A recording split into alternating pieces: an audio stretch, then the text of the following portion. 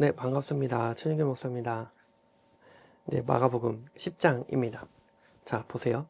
이 마가복음 4장에서 이 8장까지는 예수님이 믿음, 열매 맺는 믿음에 대해서 우리에게 말씀하셨습니다. 열매 맺는 믿음이란 무엇이죠?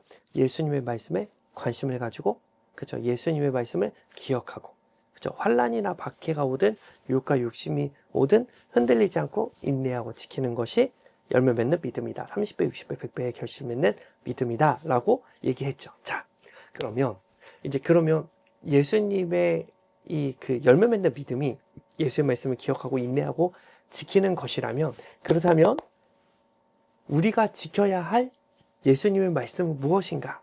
네, 그게 이제 8장 후반절부터 이제 9장, 10장까지 우리가 지켜야 할 것은 무엇이냐? 바로 섬김이다. 라고 예수님이 알려주고 계십니다. 그래서 10장은요, 이 9장에도 어린아이가 나왔죠? 그쵸? 그 다음에 10장에는 이제 그 아내를 버리는 것, 그 이혼에 대해서 얘기를 하고 있고, 그 다음에 어린아이, 그 다음에 부자 청년 이야기가 나옵니다. 그리고 이제 제자들이 이제 또 다시 이제 높아지는 것에 대한 얘기가 나오고, 예수님의 이제 이 9장부터 10장까지인 주제인 이 섬김에 대해서 예수님이 말씀을 하시고, 이제 그 다음에 바디메오가 이 눈을 뜨게 되는 그러한 내용으로 구상되어져 있습니다. 그래서 오늘 이 마가복음 10장을 보면 예수님이 말하시는 섬김의 대상을 우리가 알 수 있습니다. 자, 이 10장을 보면요, 10장 2절을 보니까 바리새인들이 예수께 나와 그를 시험하여 묻되 사람이 아내를 버리는 것이 옳으니까? 라고 물어봅니다. 자, 이 당시에는 이 헤롯의 이스라엘이 그 다스림을 받고 있었거든요. 근데 헤롯이 자기 아내를 버렸습니다. 그리고 동생 와이프랑 결혼을 했어요. 네, 그래서 이 일을 두고 바리새인들이 아내를 버리는 것이 옳으니까? 라고 얘기를 하면, 질문을 했을 때 예수님이 아내를 버리면 안 된다고 얘기를 하시면 헤롯이 한 행동에 대해서 문제 제기를 한 거기 때문에 침례 요한도 어떻게 됐어요? 예, 그 문제 제기로 인하여서 목숨을 잃게 됐고, 이제 예수님도 이제 그렇게 이제 고소를 할 측면이 있었다. 그래서 그런 이유가 하나 있었고요. 두 번째로는 이 당시 유대 사회에서는 아내를 이혼증 써서 버리는 것이 일반화되어 있었습니다. 너무 안타깝게도 음식을 못해도 여자들은 이혼 당할 수 있었고요. 그리고 그냥 바깥에 돌아다녀도, 너무 자주 돌아다녀도 이혼 사유가 될 수 있었습니다. 이처럼 이렇게 법적으로 그 여성은 보호받지 못하는 사람이었어요. 그래서 이런 상황이 있을 때, 그래서 바리새인들이 예수님께 와가지고 그 아내를 이렇게 버리는 것이 옳으니까? 라고 질문을 합니다. 그러자 예수님은 뭐라고 말씀하시냐면 6절부터 8절 보면, 창조 때부터 사람을 남자와 여자로 지으셨으니 이러므로 사람이 그 부모를 떠나서 그 둘이 한 몸이 될지니라. 그러한즉 이제 이 둘이 아니요 한 몸이니 그러므로 하나님이 짝지어 주신 것을 사람이 나누지 못할지니라. 그렇죠? 자, 이 부부는 하나님이 하나 되게 하신 거기 때문에 이 부부는 이혼하면 안 된다라고 얘기를 합니다. 그래서 이렇게 끝이 났어요. 자, 그런데 10절에 보니까 집에서 제자들이 다시 이 일을 물으니 라고 그래요. 여러분, 제자들이요, 그치, 이혼하면 안 되지 라고 찰떡같게 믿고 알고 있으면 제자들이 다시 물어봐요? 안 물어봐요? 안 물어봐요. 근데 왜 제자들이 다시 물어볼까요? 예수님이 이혼하면 안 된다고 하는 것이 납득되지 않았기 때문에 그렇습니다. 실제로 마태복음 19장 10절을 보면 제자들이 예수님이 이혼하지 말라고 하니까 제자들이 심지어 뭐라고 얘기하냐면 차라리 결혼 안 하는 게 낫겠습니다. 라고 이야기를 합니다. 그러니까 제자들도 이미 그러니까 여자를 버리는 것이 남자의 권리이고 남자의 어떤 자유이다 라고 생각을 하고 있었던 거예요. 그래서 이거는 어떻게 접근을 해야 되냐면요. 그 예수님의 시대 상황에 있어서 여자는 어떻게도 보호받지 못하는 그런 존재들이었습니다. 그래서 예수님은 이 가정에서 가장 보호받지 못하는 이 여자들을 예수님이 보호하시기 위해서, 그래서 가족 구성원 중에 아무리 그렇게 존중을 못 받고 정말 하찮은 사람이라 할지라도 절대로 사람을 버려서는 안 된다라고 예수님이 알려주고 계시는 거예요. 이 본문의 의미는 가족 구성원 중에서 가장 약자라 할지라도 그 사람을 절대로 함부로 대해서는 안 되고 보호해줘야 된다. 절대로 가족 구성원이 이 보호받지 못한 사람을 버려서는 안 된다라는 의미로 지금 예수님이 말씀해주고 계시는 거예요. 그래서 지금 이 시대 때는 때로는 이 부부 관계 안에서 어느 한쪽이 보호받지 못하는 상황이 있을 수 있습니다. 그래서 자기 스스로 보호하기 위해서, 자기 자신을 보호하기 위해서 이혼을 하게 되는 이 상황이 있죠. 그래서 오늘 이 마가복음 10장은 에서 나오는 이 이혼 문제는 문자적으로 이혼을 하지 말아라가 아니라, 그러니까 모든 사람이 보호를 받아야 된다라는 의미로 우리가 그런 재해석을 할 수 있습니다. 그래서 어떤 남편으로부터의 어떤 폭력이나 그런 것들에 노출되어 있을 때는 자기 자신을 보호하기 위해서 이렇게 이혼을 할 수 있죠. 예, 이혼을 할 수 있습니다. 그것은 더 하나님이 또 이렇게 원하시는 일일 것입니다. 왜냐하면 저와 여러분들은 예수의 피값을 주고 가장 주고 산 가장 소중한 존재이기 때문에 그렇습니다. 예, 그래서 지금 마가복음 10장에서 말하는 이혼은 지금 이 시대 2025년도 대한민국에서 발생되는 그런 이혼의 의미보다 고대 사회 때 여성이 존중받고 보호받지 못하는 시대 때 예수님이 그 여성들을 보호해 주시기 위한 그런 말씀이다 라고 우리가 이해를 할 수 있을 것 같습니다. 자, 그 다음에 13절에 보면 사람들이 예수께 만져주심을 바라고 어린아이를 데리고 오매. 자, 어린아이를 예수님께 데리고 왔어요. 그러자 제자들이 어떻게 하냐? 제자들이 꾸짖건을, 여러분, 예수님이 어린아이 오는 거 금하지 말라고 그러는데 제자들이 또 그새 예수님의 말씀을 까먹고 어린아이들을 지금 꾸짖습니다. 자, 즉 이 작은 자에게 시험에 들게 하면 예수님 뭐라고 써요? 연자맷돌에 베어서 바다에 던져지라고 했잖아요. 그렇죠? 예수님 그렇게 이제, 근데 그것이 과장법인 이유가, 예수님이 그러면 지금 제자들이 실수했으니까 그래 베드로야 고생했다, 자 연자맷돌 갖고 바다에 빠져라 라고 얘기하셔야 되는데 그러지 않으셔요. 그렇죠? 14절에 보니까 예수께서 보시고 노하시어 이르시되 어린아이들이 내게 오는 것을 용납하고 금하지 말라. 하나님 나라가 이런 자의 것이니라. 내가 진실로 너에게 이르노니 누구든지 하나님의 나라를 어린아이와 같이 받들지 않는 자는 결단코 그곳에 들어가지 못하리라 하시고. 아멘. 이 어린아이들을 이제 축복하시고 이제 제자들한테 뭐 바닷속에 빠져라 그런 얘기 안 하셔요. 그래서 과장법입니다. 그래서 그만큼 사회적으로 존중받고 보호받지 못한 자들이 예수님께 오는 것을 금하지 말아라 라고 예수님이 말씀하고 계시는 거예요. 자, 그래서 어린아이 같은 자들이 천국에 들어간다고 하는 것은 이 당시 사회에서 아이들은 맞아 죽어도 불법이 아니었습니다.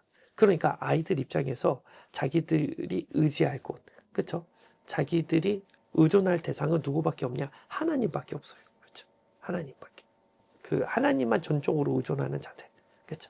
그런 사람들이 어린아이와 같은 아이들이고, 세상에서 보호받지 못하는 사람들이고, 그런 마음으로 살아가는 사람들에게 예수님은 천국이 그들의 것이다, 그렇죠? 어린아이 같은 자들이 천국에 들어갈 것이다 라고 말씀하고 계십니다. 그래서 저와 여러분, 우리가 이 땅에서 여러 가지 의존할 수 있는 게 있죠. 뭐 건강이 될 수도 있고, 물질이 될 수도 있고, 뭐 내 친족이 될 수도 있고, 뭐 다양한 것이 있어야 되는데, 우리가 근본적으로, 우리가 전적으로 의존해야 될 것은 하나님이다. 그렇죠? 우리가 그 사실을 다시 발견할 수 있는 것 같습니다. 자, 그 다음에, 자, 보세요. 이 아이들이 예수님께 오는 건 제자들이 금했어요. 그렇죠? 그랬는데, 17절에 보니까 예수께서 길에 나가실 때 한 사람이 달려와서 꿇어 앉아 묻자오되 선한 선생님이여 내가 무엇을 하여 영생을 얻으리까? 자, 이 사람은 예수님께 가서 물어보는데 아무런 제재를 받지 않았습니다. 그렇죠? 이 사람이 어떤 사람이냐? 부자 청년이었습니다. 그러니까 제자들을 보시면, 그렇죠? 예수님이 아내를 버리지 말라고 그러니까 제자들이 그것을 또 묻고, 그렇죠? 남자가 누릴 수 있는 정당한 권리인데 왜 이걸 포기해야 됩니까? 차라리 결혼하는 게 낫겠습니다. 그렇죠? 예수님의 방향과 제자들의 삶의 방향이 완전히 지금 대비가 되어 있죠. 그렇죠? 자, 예수님께 어린아이들이 오니까 제자들이 꾸짖습니다. 그렇죠? 예수님이 제자들을 꾸짖으세요. 그렇게 하지 말라고. 제자들 입장에서는 하찮은 사람, 별 볼 일 없는 사람, 나이가 어린 사람, 사회적 영향이 없는 사람이 예수님께 오는 것은 불편한 일이었어요. 그런데 예수님은 그들을 환영하셨습니다. 반면에 지금 부자 청년이 예수님께 와서 얘기할 때는 제자들 중에 한 사람도 이 부자 청년을 제재하지 않아요. 자, 이런 상황에서 부자 청년의 질문을 보면 부자 청년의 그런 내면 의식, 그 생각을 우리가 읽을 수 있는데요. 자, 보세요. 17절을 보면 예수님을 뭐라고 쳤냐? 선한 선생님이여 라고 이 표현을 합니다. 그러니까 이제 부자 청년이 예수님을 선한 선생님이여 라고 이야기하는 것은 선한 분이라고 이 부자 청년이 판단한 거예요. 그렇죠? 자기가 신앙생활 하면서 종교 지도자니 이런 사람들 다 보니까 저 사람들은 다 겉과 속이 다르고 나쁘고 별 볼 일 없고 저 외식이고 가시고 그런 사람인데 자기 스스로 봤을 때 예수님은 그보다 나은 사람으로 평가하고 판단했다는 것이죠. 그렇죠? 그러니까 그래서 이 부자 청년의 그 신앙생활의 중심은 자기 자신이었습니다. 그렇죠? 그래서 예수님마저 지금 자기의 시선으로 판단하고 있는 거예요. 이게 첫 번째 내용이고, 두 번째로는 내가 무엇을 하여야 영생을 얻으리까? 그렇죠? 이 부자 청년은 구원을 어떻게 받냐? 내 행위로, 내 능력으로, 내 노력으로 구원을 받겠다, 영생을 받겠다라고 이야기하고 있는 거예요. 그렇죠? 예수님을 자기의 가치관대로 예수님을 판단하고, 두 번째로 이 영생을 자기가 노력해서 얻는다고 생각을 했습니다. 그러자 예수님이 뭐라고 말씀하시냐면 18절에 보니까 예수께서 이르시되 내가 어찌하여 나를 선하다 일컫느냐? 이거 뭐냐면 너가 뭔데 나를 판단하냐? 그렇죠? 그러면서 뭐라고 말씀하시냐? 이제 너가 계명을 아니까 계명을 잘 지켜라 라고 얘기합니다. 그러자 이 부자 청년이 뭐라고 했냐면 그가 여쭤되 선생님이여 이것은 내가 어려서부터 다 지켰나이다 라고 얘기합니다. 그렇죠? 야, 아주 대단하죠? 그렇죠? 자기가 다 지켰다고 얘기합니다. 그렇죠? 그러자 예수님이 21절은 그러니까 예수께서 그를 보시고 사랑하사. 그렇죠? 사랑하사. 예수님이 이 부자 청년이 그렇죠? 이 하나님에 대한 그런 열정이 있고 그런 이 하나님에 대한 그런 사랑하는 마음, 헌신하는 마음을 예수님이 읽으신 것 같아요. 그래서 예수님이 이 부자 청년을 사랑하셨습니다. 그리고 뭐라고 말씀하시냐? 내게 아직도 한 가지 부족한 것이 있으니 가서 내게 있는 것을 다 팔아 가난한 자들에게 주라. 그리하면 하늘에서 보화가 내게 있으리라. 그리고 와서 나를 따르라. 그렇죠? 자, 예수님이 지금 부자 청년에 세 가지 말씀하셨어요. 첫 번째로 뭐예요? 가지고 있는 것을 다 팔아라. 다 팔아라. 그렇죠? 이게 첫 번째예요. 두 번째로 그 판 것을 가난한 사람들에게 나눠주라. 그리고 세 번째 뭐예요? 그리고 와서 나를 따르라. 그렇죠? 여러분 이 세 가지를 예수님이 말씀하셨지만 이 세 가지 중에 가장 중요한 게 뭐예요? 나를 따르라. 여러분 예수님이 나를 따르라라고 말씀하실 때는 누구만 따르라오냐? 제자들입니다. 예수님이 제자들한테만 따라오라라고 얘기하셨어요. 그럼 부자 청년에게는 지금 13번째 제자가 될 수 있는 기회가 주어진 거예요. 그렇죠? 이 대단한 부르심입니다. 그렇죠? 지금까지 12명한테만 예수님이 나를 따라오라라고 말씀하셨기 때문에 지금 부자 청년을 예수님이 나를 따라라라고 말씀하신 거는 13번째 제자가 될 수 있는 아주 큰 은혜입니다. 그렇죠? 하나님이 놀라운 부르심이죠. 그러니까 예수님이 이 부자 청년을 정말 많이 사랑하신 거죠. 그러자 이 사람이 어떻게 하냐면 22절에 보니까 그 사람은 재물이 많은 거로 이 말씀으로 인하여 슬픈 기색을 띠고 근심하며 가니라. 그렇죠? 그러니까 이 부자 청년이 정말 안타까운 게 사실 이 세 가지가 쉽지 않습니다. 가지고 있는 것을 전부 팔아야 되고 그것을 없는 사람들에게 나눠주고 그리고 예수님을 따라가는 일이었습니다. 이 사람이 예수님 제가 믿음이 부족하니까 일단 반절만 정리하고 나머지도 이제 차차 정리하고 예수님 따라가겠습니다 라는 둥 아니면 예수님 그거 좀 어려운 말씀인데 좀 제가 어떻게 좀 시간을 주십시오. 아니면 제가 믿음이 더 자란 후에 하겠습니다. 그래도 제가 예수님 꼭 따르겠습니다.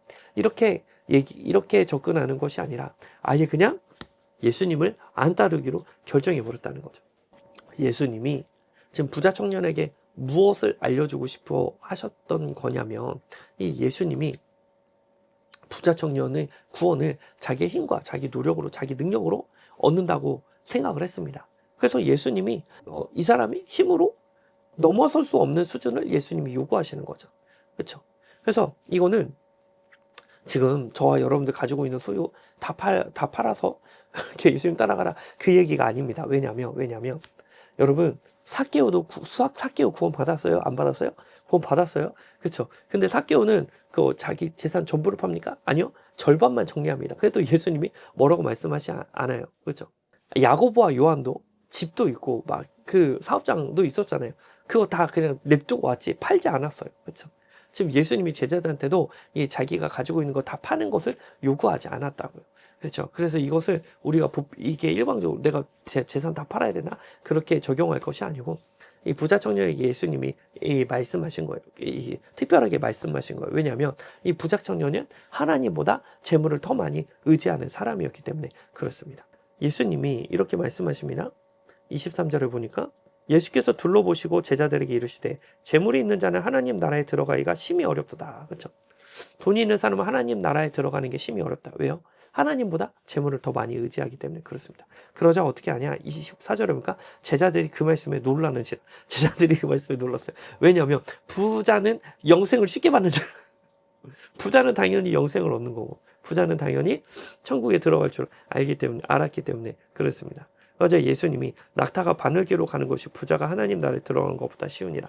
이 예루살렘 이 성 안에 이 조그만 이 통로가 있었는데, 그것을 이 바늘기다라고 해석하는 신학자라고 있고, 조그만 구멍이라고 이렇게 해석하는 신학자들도 있습니다. 그런데 어떻게 해석하든 일단 부자가 천국에 들어가기가 쉽지 않은데, 왜냐하면 하나님보다 물질을 더 많이 의존하기 때문에 그렇다라고 예수님이 말씀하고 계십니다.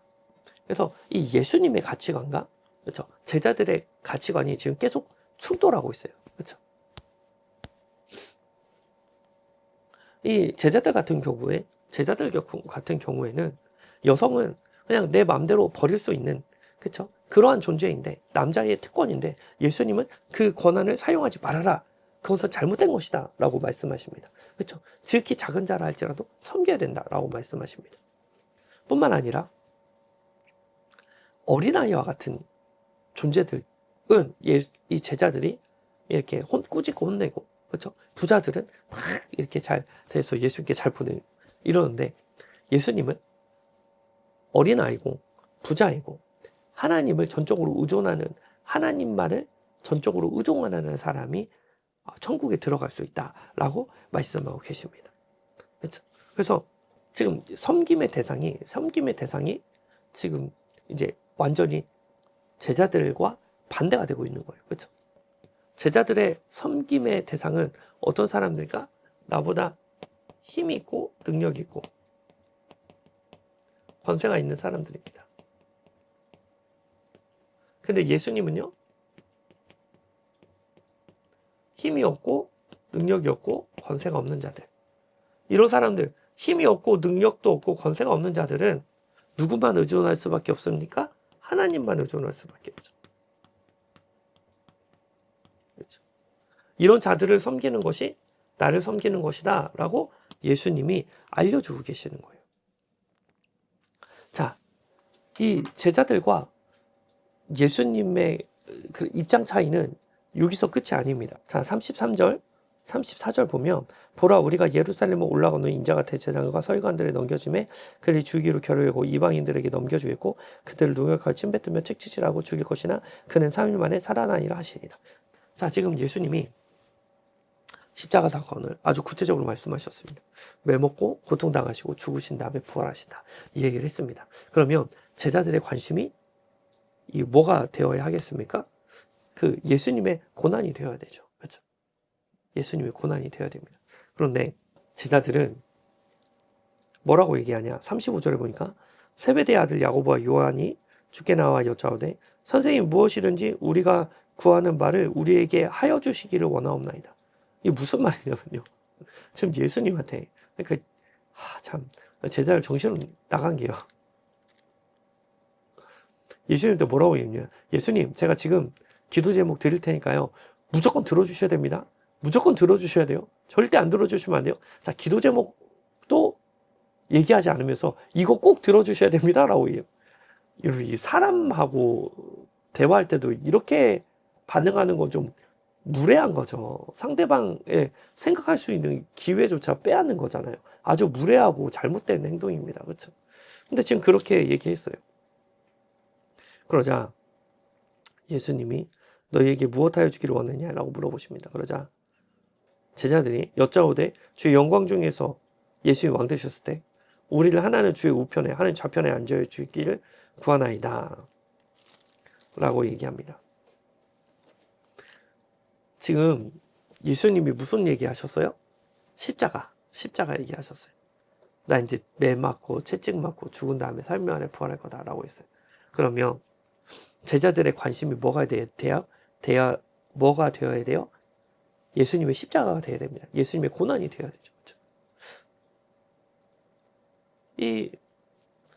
마치 이런 거죠. 친구한테 갔는데 건강검진 받는데 이제 암이 발견된 거죠. 네, 암이 발견됐습니다. 그래서 친구한테 가가지고 오래된 친구한테 가가지고 야, 내가 암이 발견됐다. 그 얘기를 하면 여러분 어떻게 반응하셔야 됩니까? 야, 우리 같이 기도하자. 의학 기술이 좋아져서 괜찮아. 예, 이렇게 위로하고 격려해 줘야 되죠. 그렇죠? 그런데 갑자기 느닷없이 그 얘기 딱 듣더니 야, 너 지난번에 나 돈 빌린 거 있지 않냐? 돈 언제 갚을래? 라는 둥. 야, 저기 우리 나물 맛있게 하는 데 있거든? 거기 밥 먹으러 갈래? 그런 얘기하면 그쵸? 그 친구를 존중하거나 사랑하는 사람이 아니에요. 그쵸? 존중하거나 사랑하는 사람이 아니에요. 지금 예수님 제자들이 예수님 십자가 지신다고 하시는데 제자들이 지금 야고보와 요한이 뭐라고 하냐? 예수님 나중에 왕 되시면 저 국무총리 세워주시고요. 저 장관 자리 주세요. 지금 이러고 있는 거예요. 자, 이 얘기를 들은 나머지 10제자가 어떻게 했냐? 41절 보면 10제자가 듣고 야고보와 요한에 대하여 화를 내거든. 그렇죠? 이 야고보와 요한을 두고 10제자가 화를 냈습니다. 왜 화를 냈을까요? 야, 너 예수님 십자가 지신데 그런 말 하는 게 그 이치에 맞냐? 라고 화내는 게 아니라 어떤 마음이었을까요? 내가 먼저 얘기하려고 그랬거든요. 내가 먼저 얘기해서 내가 먼저 올라가려고 그랬는데 야고보와 요한이 선수 쳤거든요. 그래서 지금 화내고 있는 거예요. 그러자 예수님이 뭐라고 말씀하시냐면 43절 44절 너희 중에는 그렇지 않을지니 너희 중에 누구든지 크고자 하는 자는 너희를 섬기는 자가 되고 너희 중에 누구든지 으뜸이 되고자 하는 자는 모든 사람이 종이 되어야 하니라. 자, 45절이 주제예요. 인자가 온 것은 섬김을 받으려 함이 아니라 도리어 섬기려 하고 자기 목숨을 많은 사람의 대속물로 주려 함이니라. 그렇죠? 예수님은 섬기러 오셨다고요? 섬김 받으러 오셨다고요? 섬기러 오셨다고. 섬기러. 그렇죠? 예수님은 섬김으로 오셨어요. 그래서 지금 제자들은 권력을 가지고 높은 곳에 올라가려고 하지만 예수님은요, 하늘 보좌 우편을 버리시고 낮은 곳으로 임하시죠. 방향이 달라요. 그렇죠? 제자들은 여전히 높아지려고 하고, 그렇죠? 예수님은 가장 낮은 곳으로 오십니다. 그렇죠? 그래서 예수님은 뭐하러 왔냐? 섬김을 받으러 오신 게 아니라 섬기러 오셨다. 섬김을. 제자들은요, 섬김 받으러.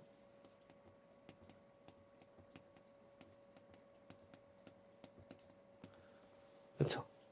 사실 이렇게 살면 예수님의 제자가 아닙니다. 예수님 제자 아니에요. 예수님 따라가는 거, 예수님 방향과 반대되는 방향으로 살아가기 때문에 그렇습니다. 그래서 여러분, 예수님의 제자는 확실히 차이가 납니다. 그쵸? 삶의 열매가 나타날 수밖에 없어요. 그쵸? 교회 다닌다고 해서 모든 사람이 다 예수님의 제자가 아니에요. 예수님의 제자가 되는 사람들은 아주 선명한 방향성을 갖고 있습니다. 그렇죠? 교회 다녀도 모든 사람이 예수님의 제자, 예수님을 따라가는 게 아니라고. 그렇죠? 예수님을 안 따라가는 사람, 예수님의 제자가 아닌 사람은 어떤 사람들입니까? 나보다 힘센 사람들한테만 잘합니다. 나보다 능력 있는 사람한테만 잘해요. 나보다 권세 있는 사람들한테만 잘해요. 또 어떻게 하려고 합니까? 어떻게든 섬김 받으려고, 어떻게든 높아지려고 합니다. 그렇죠? 예수님을 안 따라가는 사람들. 예수님 따라가는 사람들은 어떤 사람입니까? 나보다 힘 없는 사람을 섬기는 사람이에요. 그렇죠? 나보다 능력 없는 사람을 극진히 섬기는 사람입니다. 나보다 권세 없는 자를 열심히 섬기는 사람입니다. 그렇죠? 다른 사람 다 섬김 받으려고 할 때 섬김의 방향을 사는 사람이 누구라고요? 예수님의 제자라고요. 그렇죠?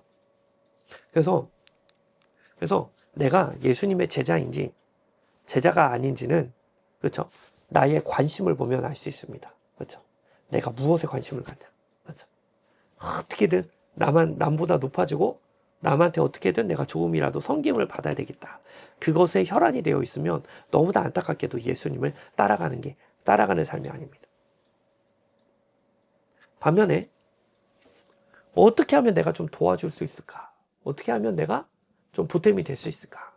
늘 도와주고 섬기고 나보다 힘없고 연약하고 별 볼 일 없는 자들 어떻게 하면 내가 섬겨줄까라고 고민하는 것이 주된 관심사면은 그분은 예수님을 따라오고 계시는 분.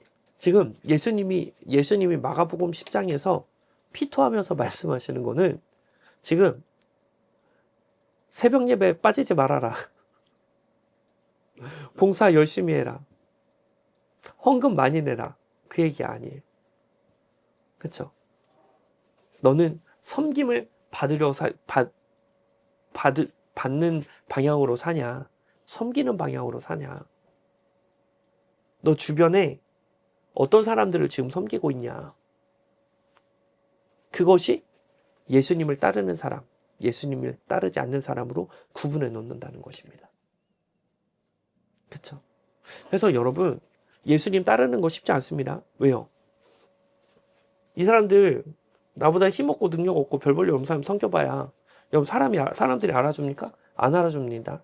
내 출세에 도움 됩니까? 도움 안 돼요. 도움 안 됩니다. 그렇죠? 이 사람들 섬기면요 즉각 보상이 옵니다. 즉각 보상이 옵니다. 잘 섬기잖아요. 내가 출세하고 잘 되고 성공합니다. 그렇죠? 그래서 우리의 본성은 이게 좋지 이게 안 좋다고요. 그렇죠? 왜 안 좋아요? 인정받는 것도 아니고 뭐가 떨어지는 것도 아니고 그렇죠? 근데 우리가 이 길을 가면 누구 때문에 가는 거예요? 예수님 때문에 가는 거예요. 예수님 때문에 가는 거예요. 그래서 진짜 제자입니다. 진짜 제자예요. 그렇죠? 자, 그 다음에 이 46절부터 이 52절까지는 맹인 바디메오를 예수님이 눈뜨게 하시면서 이제 고쳐주십니다. 그렇죠? 그래서 여기까지 해서 이제 8장부터 10장까지의 주제, 섬김의 주제가 끝나요.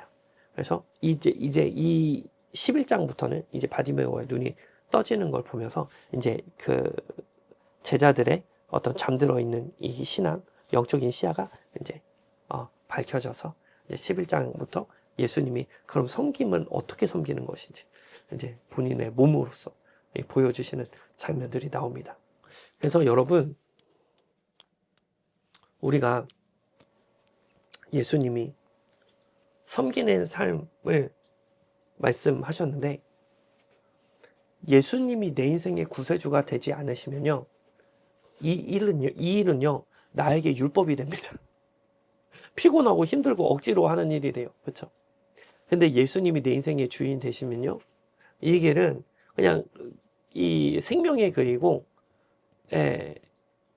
그런 이 하나님 나라의 가치를 아니까 기쁨으로 가는 길이 되어지게 됩니다. 제가 그 대학원을 다닐 때 대학원 원우회 회장이 있습니다. 원우회 회장이 있는데 이제 원우회 회장이 그 얼마나 대단한 일이냐면요. 식당 메뉴 결정해야 되고요. 아침에 일찍 가가지고 간식 세팅해야 되고요. 돈 없으면 어디 찬조를 받든지 아니면 자기 돈으로 채워 넣어야 돼요. 그렇죠? 얼마나 대단한 회장 일입니까? 그러니까 사람들이 많이 하고 싶어 할까요? 하기 싫어 할까요? 네, 하기 싫어합니다. 하기 싫어해요. 왜요? 귀찮고 힘들고 돈 쓰는 일이기 때문에 그렇습니다. 그래서 보통 사람들이 이 한 학기 합니다. 회장 한 학기 하거든요. 제가 근데 그 자진해서 1년 6개월을 이제 회장을 했습니다. 왜요? 왜요? 제가 감투 좋아해서 그렇습니까? 아니요. 섬기는 일이니까. 섬기는 일이면 누가 기뻐하셔요? 하나님이 기뻐하시니까. 그렇죠? 예수님 제자는요, 그거 하려고 합니까? 안 하려고 합니까? 안 하려고 그래요. 예, 내가 간식 세팅해 놓고 싶어요. 간식, 세팅되어 있는 간식 먹고 싶어 하지. 누가 귀찮게 사나요? 그렇죠? 누가 돈 더 씁니까? 그냥 자기 목만 내고 그렇지. 그렇죠? 근데 어떤 사람이 섬길 수 있어요? 예수님의 제자들 섬길 수 있는 거예요. 예수님의 제자들. 그렇죠?